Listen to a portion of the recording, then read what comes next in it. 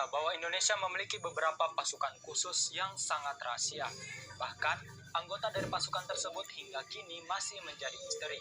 Sebut saja yang terkenal yaitu Denjaka, Densus 88, dan Kopassus. Tapi tahukah kalian, ternyata Indonesia memiliki satu pasukan khusus yang paling misterius dan dijuluki sebagai rajanya pasukan khusus. Pasukan tersebut tidak lain dan tidak bukan yaitu Detasemen Harimau atau yang biasa dikenal dengan julukan Denharin. Untuk mengenal lebih jauh mengenai Denharin, maka tidak terlepas dengan kaitannya perjuangan Indonesia pada tahun 1945. Pada saat itu, terjadi perlawanan keras yang dilakukan oleh Indonesia di Makassar untuk memukul mundur pasukan Belanda. Dalam perlawanan tersebut terbentuk suatu pasukan dengan julukan Lapris dan berganti nama menjadi pasukan Harimau Indonesia yang merupakan asal muala terbentuknya Denharin. Singkat cerita, pasukan Harimau Indonesia yang dibentuk di Makassar pada era Perang Kemerdekaan ini sangat populer. Robert Walter Mongisidi yang merupakan personil pasukan Harimau yang paling ditakuti Belanda memang berhasil ditangkap dan kemudian dihukum mati pada 5 September 1949. Namun, ketika akan dieksekusi, Mongisidi menolak memakai penutup mata dan tetap meneriakkan kata merdeka sebelum peluru regu tembak menerjangnya.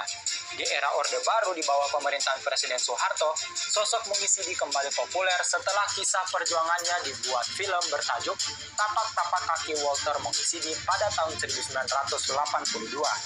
Selain diangkat sebagai pahlawan nasional pada 6 November 1973, Mongisidi juga mendapatkan penghargaan tertinggi dari negara, yakni Bintang Mahaputra.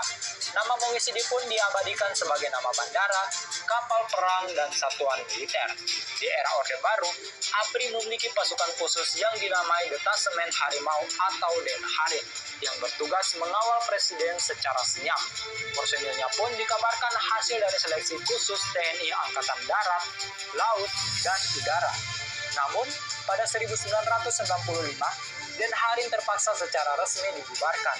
Pembubaran Denharin yang secara tiba-tiba dilakukan berkaitan dengan adanya misi untuk menggulingkan Presiden Soeharto.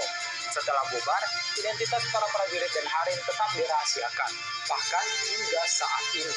Meski demikian, mantan anggota Denharin diberi kebebasan untuk melakukan tindakan-tindakan rahasia hingga melakukan pembunuhan pada terduga pengganggu negara. Namun, isu yang beredar pada 1999, satuan ini dikabarkan dibentuk kembali meski tidak diketahui siapa yang melakukannya.